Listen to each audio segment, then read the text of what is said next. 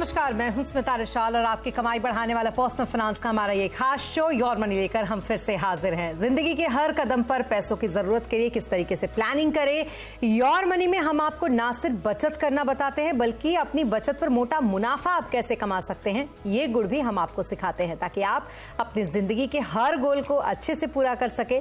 अगर आप भी योर मनी में सवाल पूछना चाहते हैं तो आप हमें ईमेल करें। हमारे ईमेल आईडी है yourmoney@nw18.com। आप हमें 7045220000 पर अपना सवाल व्हाट्सएप भी कर सकते हैं। इसके अलावा योर मनी फेसबुक और एक्स पर भी लाइव है। आप यहां भी अपना सवाल हमें भेज सकते हैं और अपना जवाब आप शो के दौरान पा सकते हैं। योर मनी पर आज हमारे साथ है फिनफिक्स रिसर्च और एनालिटिक्स की फाउंडर प्रॉब्लिन वाजपेयी। प्रॉब्लिन, बहुत शुक्रिया आपका हमारे साथ जुड़ने के लिए। और हमेशा की तरह प्रॉब्लिन, आपको तो पता ही है कि हम कॉलर्स के कॉल लेने से पहले चाहते हैं कि कुछ ऐसे मुद्दों को डिस्कस करें जिससे लोगों का थोड़ा सा ज्ञानवर्धन हो, यानी कि उनके नॉलेज को थोड़ा सा हम इनहेंस करें। तो आज जो हमारा टॉपिक है वो है इन्फ्लेशन के ऊपर। हालांकि महंगाई एक ऐसी चीज है जिस पर हर किसी की अपनी अपनी राय है और बहुत सारे इस पर हम कह सकते हैं कि मुद्दे भी हैं, लेकिन यहाँ हम बात करेंगे इन्फ्लेशन का जो रिस्क है म्यूचुअल फंड में, उसको लेकर बात करेंगे। तो प्रॉब्लिन बताएं जरा किस तरीके से इन्फ्लेशन का रिस्क म्यूचुअल फंड में है।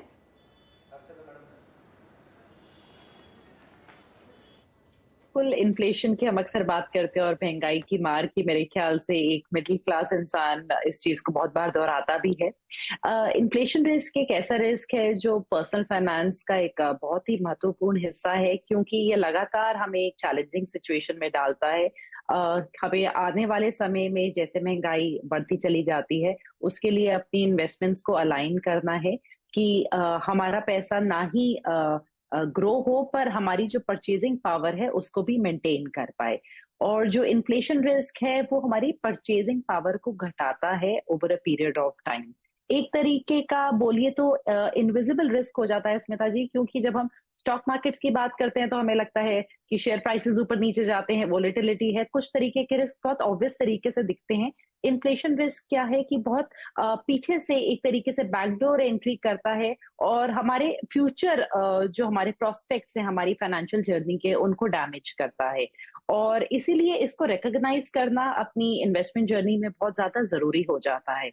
जब हम म्यूचुअल फंड्स की बात करते हैं, म्यूचुअल फंड्स एक ऐसा जरिया है जहां पे हमें इक्विटी का एक्सपोजर मिलता है, जिसके थ्रू हम एक्चुअली इन्फ्लेशन रिस्क को कॉम्बैट कर सकते हैं।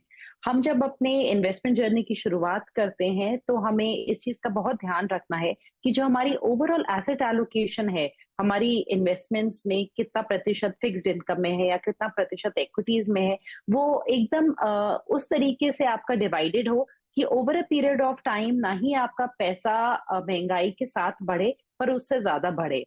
अगर हम आरबीआई के आंकड़ों को देखें तो हम FY24 के लिए उनकी प्रोजेक्शन करीबन 5.5% के करीब है इन्फ्लेशन की, और हम लगातार देख रहे हैं कि इंडिया में इन्फ्लेशन करीबन 6% की है।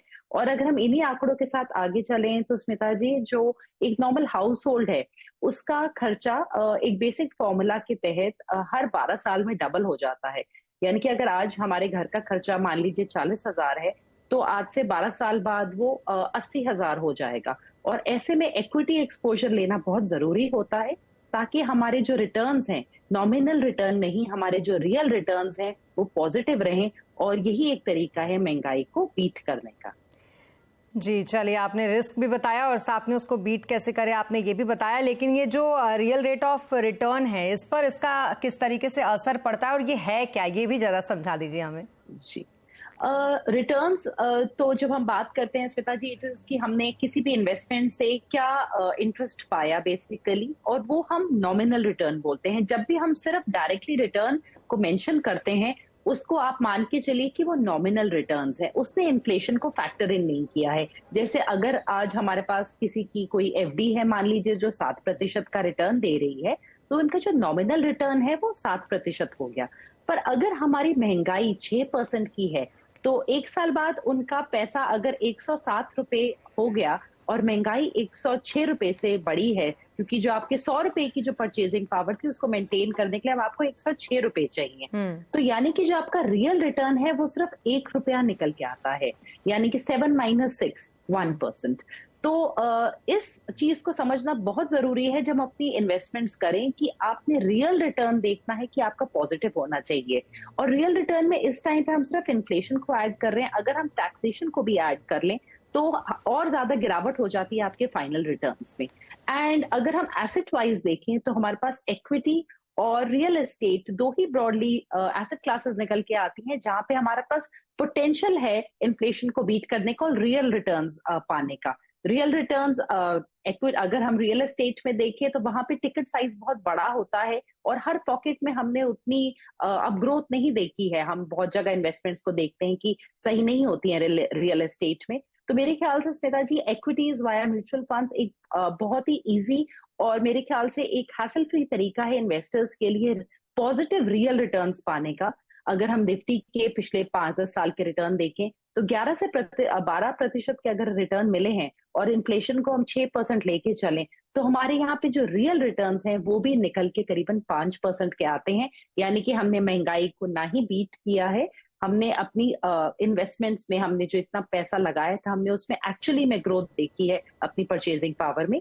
इसलिए इस चीज का ध्यान रखना अपने फाइनेंशियल गोल्स को पूरा करने के लिए बहुत ज्यादा जरूरी हो बिल्कुल। जाता है। प्रॉब्लम हम अक्सर देखते हैं कि जब भी हम कोई पोर्टफोलियो आपसे डिस्कस करते हैं तो आप लोग जरूर इस बात को मेंशन करते हैं कि इस पोर्टफोलियो में इन्फ्लेशन का ध्यान रखा गया है या नहीं रखा गया, और उसके लिए एक प्रॉपर रेशियो भी आप बताते हैं। अगर मैं इक्विटीज का रेशियो आपसे पूछूं, क्योंकि आप कह रहे हैं कि इन्फ्लेशन को देखते हुए इसका ध्यान रखना चाहिए पोर्टफोलियो में, तो इक्विटीज का रेशियो कितना होना चाहिए किसी पोर्टफोलियो में आइडियल? स्मिता जी, बेस्ट तो ईच टू हिज ओन। सो हर इंसान की फाइनेंशियल जर्नी डिफरेंट है। सो इट्स हार्ड टू से कि सेम एज के दो इंसान का डेफिनेटली, क्योंकि डिफरेंट उनके फाइनेंशियल गोल्स होंगे, रिक्वायरमेंट्स होंगी। पर अगर हम एक ब्रॉडर रूल ऑफ थंब से चलें तो हम पहले बोलते थे कि आप 100 माइनस एज करिए, उतना आपका इक्विटी में होना चाहिए। मान लीजिए कि आज 100 में से हम 40 साल के आप हैं तो आपका 60% इक्विटी में होना चाहिए। पर बढ़ती उम्र के साथ जैसे लाइफ लोग आजकल आराम से 80-90 तक जीते हैं, अब हम इसको 110 तक लेके चलते हैं। अगर आप 110 से 40 को अब घटाएं तो यानी कि आपका 70% पैसा इक्विटी में होना चाहिए। यानी कि जितना आपका इन्वेस्टमेंट होराइजन लंबा हो सकता है, जितने आप यंगर हैं, उतना ही आपका हायर एलोकेशन टू इक्विटीज होना चाहिए। क्योंकि आज अगर आपका जो खर्चा है वो आप मान लीजिए अगर आप 30 साल के बाद अपनी रिटायरमेंट प्लान कर रहे हैं तो कम से कम आज से नहीं तो 4 से 5 गुना वो हो चुका होगा जब तक आप रिटायर होंगे। जी, चलिए, तो बहुत अच्छी तरीके से आपने समझाया कि इन्फ्लेशन का क्या रिस्क होगा आपके इस म्यूचुअल फंड इन्वेस्टमेंट पे, और साथ ही साथ कैसे इससे आप बच सकते हैं। हालांकि आप महंगाई से तो नहीं बच सकते, लेकिन एक तरीका जरूर ढूंढ सकते हैं इस महंगाई में मुनाफा कमाने का म्यूचुअल फंड के द्वारा। अब बात करेंगे कॉलर्स की, और सबसे पहले कॉलर जो है मनोज यादव, वो हमारे साथ इस वक्त जुड़ चुके हैं। मनोज जी, बताएं क्या कुछ है आपका सवाल?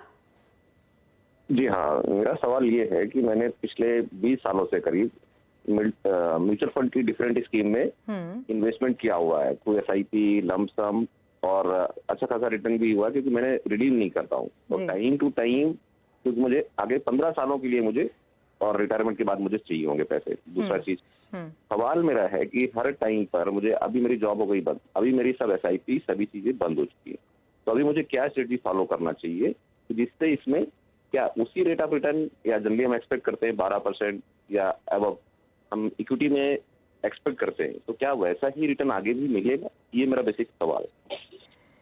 चलिए, ठीक है, इसका जवाब ढूंढने की कोशिश करते हैं। तो प्रॉब्लम जी, इनका सवाल यह है कि फिलहाल तो एसआईपी इन्होंने बंद कर दी है, लेकिन फिर आगे फ्यूचर को लेकर ये थोड़े से जानना चाहते हैं कि किस तरीके का रिटर्न इनको मिलेगा। अब इनका पोर्टफोलियो में जल्दी से आपको पढ़ के बता देती हूँ। निपॉन इंडिया स्मॉल कैप में इन्होंने 7,000 की एसआईपी कर रखी है। सुंदरम स्मॉल कैप में इनकी 8 लाख की, माफ कीजिएगा, और ये 7 लाख और 8 लाख है। इसका इन्होंने लमसम यानी कि एक मुश्त यहाँ पर इन्होंने निवेश किया है। डीएसपी मिड कैप फंड में भी 10 लाख का इनका एक मुश्त है निवेश। इसके अलावा मिराय एसेट इमर्जिंग ब्लू चिप में 10 लाख का इनका है। एचडीएफसी मिड कैप ऑप्स में, एचडीएफसी फ्लैक्सी कैप फंड में और एचडीएफसी टॉप 100 फंड, इसमें भी 11, 12 और 15 लाख का इन्होंने एलोकेशन कर रखा है। तो देखिए, बहुत अच्छा खासा एलोकेशन एक मुश्त के तहत इन्होंने कर रखा है। और रिटायरमेंट अपना बहुत अच्छा मनोज जी ने प्लान कर लिया, शायद इसीलिए उन्होंने अब इसको स्टॉप कर दिया। लेकिन फिर भी जो इनकी एक चिंता है फ्यूचर को लेकर, उस पर क्या सलाह रहेगी आपकी प्रॉब्लम जी?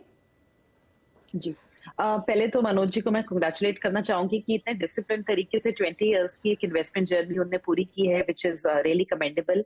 पहले हम लोग रिटर्न्स की बात कर लेते हैं। मनोज जी, अगर हम आगे चल के देखें, वैसे तो जितना आपका जीडीपी होता है प्लस इन्फ्लेशन अगर हम ब्रॉडली लेके चले प्लस जो हमारी अर्निंग्स होती हैं, उतना हम रिटर्न एक्सपेक्टेशंस रख सकते हैं इक्विटी से।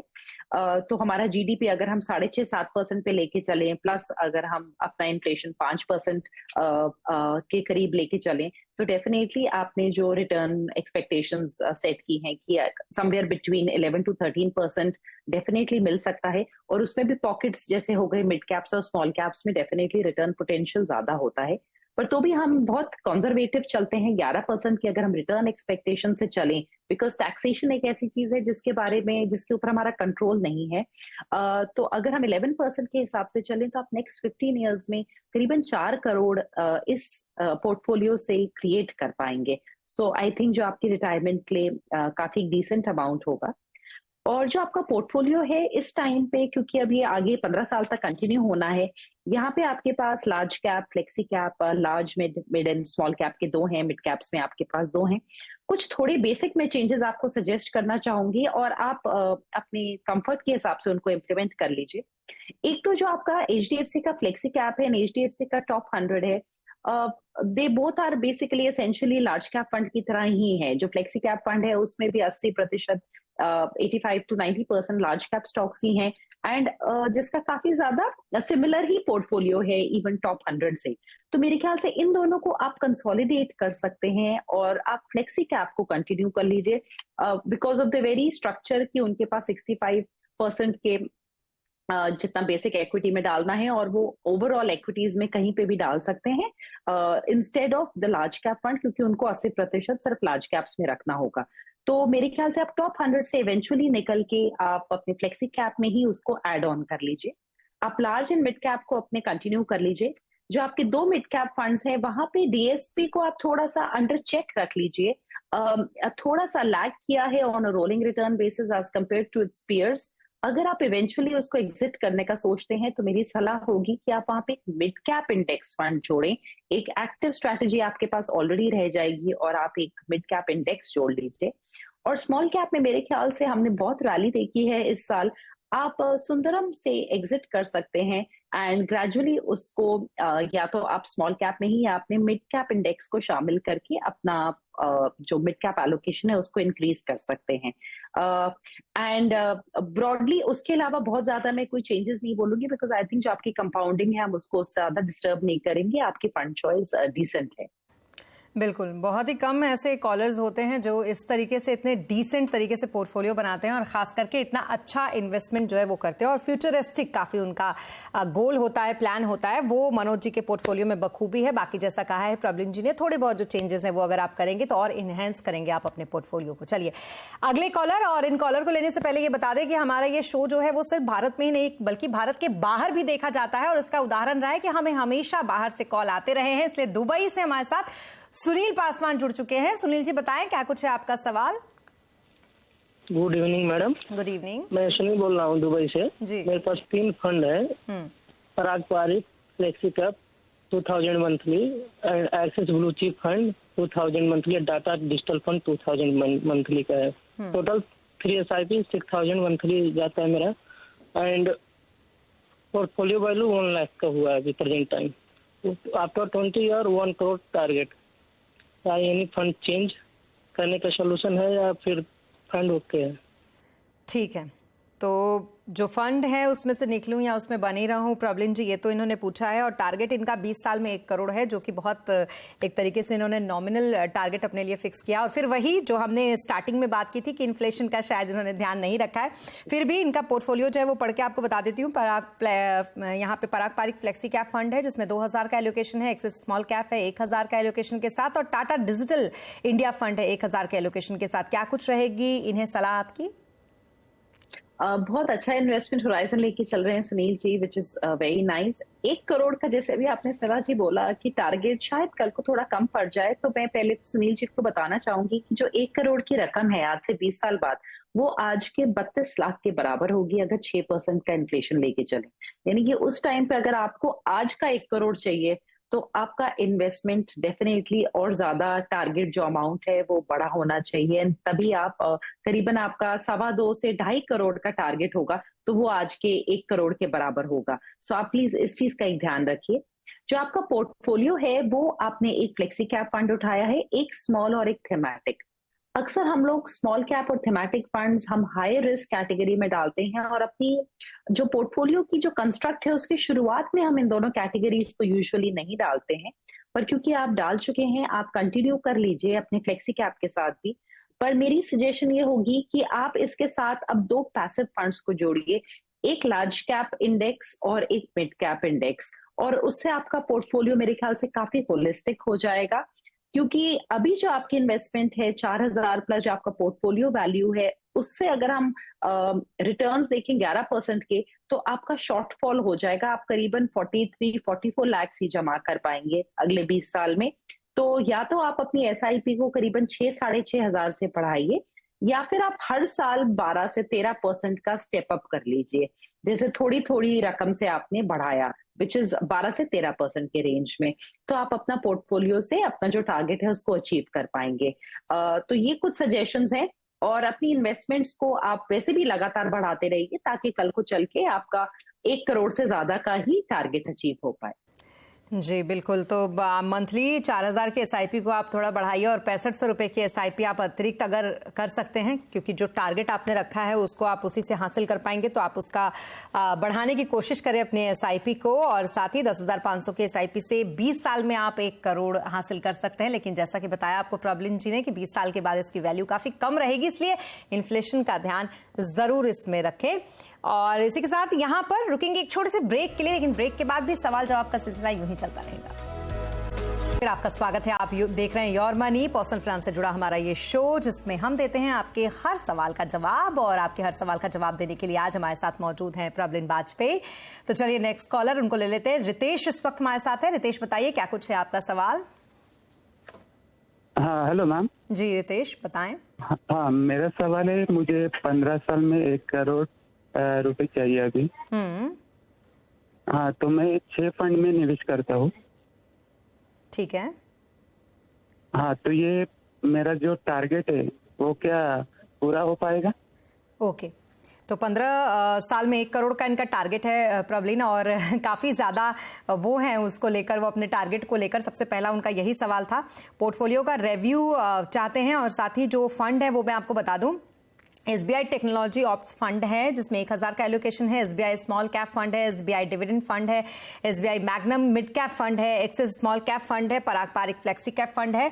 1,500, 5,000, 1,000, 1,000। लेकिन SBI के जो हाउस से आप देखेंगे तो बहुत सारा फंड इनके पास है। क्या कुछ रहेगी सलाह इन्हें आपकी? जी जी बिल्कुल, आपने बिल्कुल ठीक पॉइंट आउट किया। पहले इनके गोल के बारे में बताते हैं स्मिता जी। 14,000 की SIP है, 15 साल का टाइम होराइजन है, और क्योंकि इनके पास ऑलरेडी थोड़ा 85,000 जमा हो गया है, ये करीबन 68 लाख जमा कर पाएंगे अगर इनको 11% का पोर्टफोलियो रिटर्न मिला। अब ऐसा हो सकता है कि कोई स्कीम 14% दे दे, कोई स्कीम 10% दे, तो हम ओवरऑल पोर्टफोलियो रिटर्न्स लेके चल रहे हैं 11% के, और उससे इनका डेफिसिट है, यानी कि इनको एक एक्स्ट्रा इन्वेस्टमेंट करने की जरूरत होगी जो कि करीबन 7,000 है। 7,000 से अपनी SIP बढ़ाने की जरूरत है। अगर अभी एक साथ 7,000 की इन्वेस्टमेंट नहीं बढ़ा सकते, देन स्मिता जी कि ये हर साल अपनी जो मंथली इन्वेस्टमेंट है उसको 8 से 10% पर बढ़ा लें, उससे भी वो अपना इन्वेस्टमेंट जो टारगेट है उसको पूरा कर लेंगे, बिकॉज डिसेंट टाइम होराइजन है इनके पास 15 साल का। जहां तक इनके पोर्टफोलियो का सवाल है, आपने बिल्कुल जैसे पॉइंट आउट किया कि 4 फंड्स SBI के हैं। मेरी सलाह होगी जो भी एलोकेशन है, और अगर थोड़ी इंक्रीज करते हैं उसके हिसाब से भी एक SBI के फंड को आगे लेके चले जो उनका मिड कैप है, यानी कि बाकी जो स्मॉल कैप और डिविडेंड यील्ड है उसमें जितनी रकम जा रही है वो अपने SBI के मिड कैप में कंसोलिडेट कर लें। उसके अलावा स्मॉल कैप में क्योंकि 5,000 डाल रहे हैं एक्सिस के, उसको कंटिन्यू कर लें। पराग पारिक के फ्लेक्सी कैप को भी कंटिन्यू कर लें, और जब अपनी SIP का इजाफा करेंगे तब वहां पे एक लार्ज कैप इंडेक्स को जोड़ लें, तो मेरे ख्याल से उतना सफिशिएंट होगा इनके ओवरऑल लॉन्ग टर्म पोर्टफोलियो के लिए। 4 फंड्स को ही आगे लेके चलें। जी, तो आपको निकलने की सलाह दी गई है एसबीआई स्मॉल कैप फंड से, एसबीआई डिविडेंड फंड से और एसबीआई टेक्नोलॉजी फंड से। जाहिर सी बात है थाली में बहुत सारी अलग अलग अगर वैरायटी होगी तो ज्यादा मजा आएगा। एक ही चीज की सारी वैरायटी बना लेंगे तो थोड़ा मजा किरकिरा हो जाएगा। तो कुछ ऐसी ही सलाह आपको प्रॉब्लम जी ने दी है। और बाकी 14,000 की आपकी जो एसआईपी है, इससे आपका जो पोर्टफोलियो वैल्यू है वो 85,000 रुपए अब तक हुआ है। इसको बढ़ाना पड़ेगा आपको। आपका जो टारगेट है उसके लिए 21,000 करिए अपनी एसआईपी को बढ़ाकर और बाकी खूब मुनाफा कमाइए। चलिए अब अगले जो हमारे साथ जुड़े हैं चंपक जी, वो दरअसल ईमेल के जरिए हमारे साथ जुड़े हैं। तो इनका सवाल क्या है वो भी मैं आपको पढ़ के बताती हूँ। प्रॉब्लम जी, 33 साल इनकी उम्र है। मंथली निवेश जो है वो 10,000 का ये करते हैं। पोर्टफोलियो वैल्यू 2 लाख इनकी अब तक हो चुकी है। 15 साल में 2 करोड़ का इनका टारगेट है।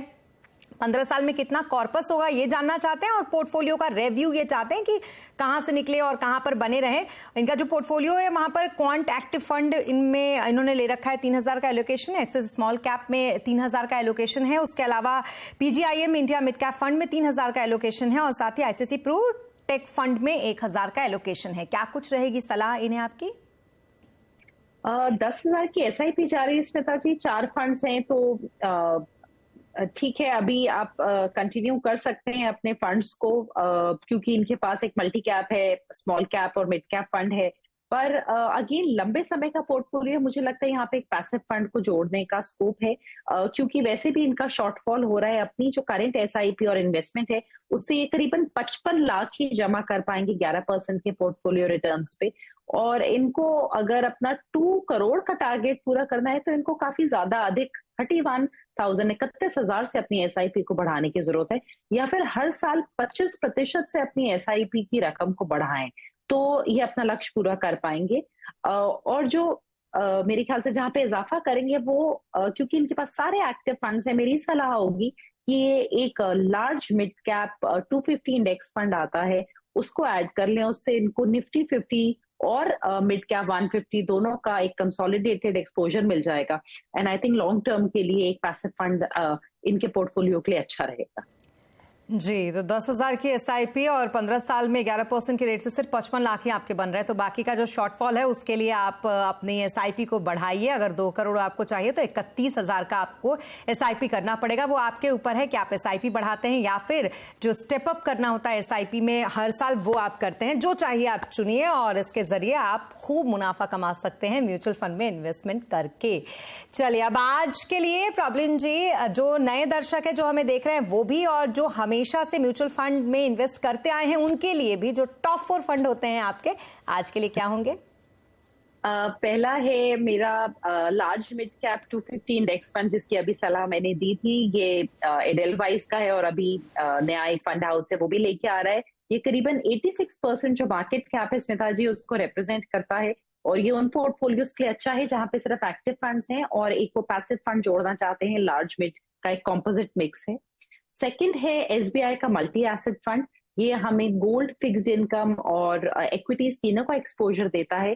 थोड़े कंजर्वेटिव इन्वेस्टर्स के लिए है जिनका टाइम होराइजन प्रॉब्ली 4 से 5 साल है या फिर इवन लंबे समय का है, पर वो कंजर्वेटिव है, रिस्क नहीं लेना चाहते। यहाँ पे इंडेक्सेशन का बेनिफिट मिलेगा और डेट की जो टैक्सेशन विद इंडेक्सेशन होगी। तीसरा है डीएसपी का निफ्टी 50 इक्वल वेट इंडेक्स। ये 1-2 और फंड हाउसेस के द्वारा भी अवेलेबल है तो चाहे वहां से ले सकते हैं। यहाँ पे मेन चीज है इंडेक्स फंड है तो निफ्टी 50 का आपको एक्सपोजर मिल रहा है इन इक्वल प्रोपोर्शन। जो 50 कंपनियां हैं हर में आपको 2% का एलोकेशन मिलेगा। ये अगेन मेरे ख्याल से एक अच्छा फिट है इन्वेस्टर्स के लार्ज कैप्स में। और चौथा है निपॉन का मल्टी कैप फंड। ये one of the oldest multi cap fund है इंडस्ट्री का एंड हमारे पास इसमें लार्ज, मिड, स्मॉल तीनों का एक्सपोजर रहता है। It's a very well managed fund और उन इन्वेस्टर्स के लिए जो पैसिव और एक्टिव का मिक्सचर बनाना चाहते हैं मेरे ख्याल से ये एक अच्छी एडिशन हो सकती है। जी चलिए, बहुत शुक्रिया प्रॉब्लीन हमारे साथ आज योर मनी के शो में जुड़ने के लिए और तमाम सवालों के जवाब देने के लिए। बहुत शुक्रिया आपका। और इसी के साथ योर मनी में अभी के लिए बस इतना ही, लेकिन खबरों पर लगातार अपडेट के लिए आप बने रहें सीएनबीसी आवाज के साथ। नमस्कार।